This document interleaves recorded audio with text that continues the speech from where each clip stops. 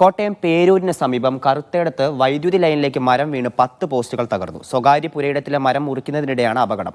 സംഭവ സമയം ആളുകളും വാഹനവും ഇല്ലാതിരുന്നതിനാൽ വൻ ദുരന്തം ഒഴിവായി. വിവരങ്ങളുമായി ജോസി ബാബുണ്ട്. ജോസി, ഈ റോഡിലേക്ക് ചാഞ്ഞു നിന്ന മരവും മറ്റായിരുന്നോ? ഒപ്പം തന്നെ എന്തൊക്കെ നാശനഷ്ടങ്ങളാണ് അവിടെ ഉണ്ടായിട്ടുള്ളത്?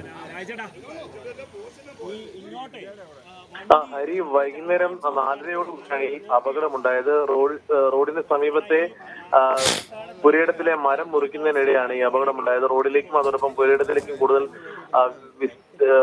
വളർന്ന മരം പുരയുടെ ഉടമ മുറിക്കുന്നതിനിടെയാണ് മരം മറിഞ്ഞ് വൈദ്യുതി ലൈനിലേക്ക് വീണത്. ആ പ്രദേശത്തെ 10ഓളം വൈദ്യുതി പോസ്റ്റുകൾ ഇതേ തുടർന്ന് തകർന്ന് ഇപ്പോൾ പൂർണ്ണമായും പ്രദേശത്ത് വൈദ്യുതി ബന്ധം തകരാറിലായിരിക്കുകയാണ്. സംക്രാന്തി പേരൂർ റൂട്ടിലും ഗതാഗത തടസ്സവും നേരിടുന്നുണ്ട്. ഇപ്പോൾ പേരൂർ KCB ഓഫീസ്, സെഷൻ ഓഫീസിൽ ഉദ്യോഗസ്ഥരെത്തി വൈദ്യുതി ബന്ധം പുനഃസ്ഥാപിക്കാനുള്ള നടപടികൾ സ്വീകരിച്ചു വരികയാണ്.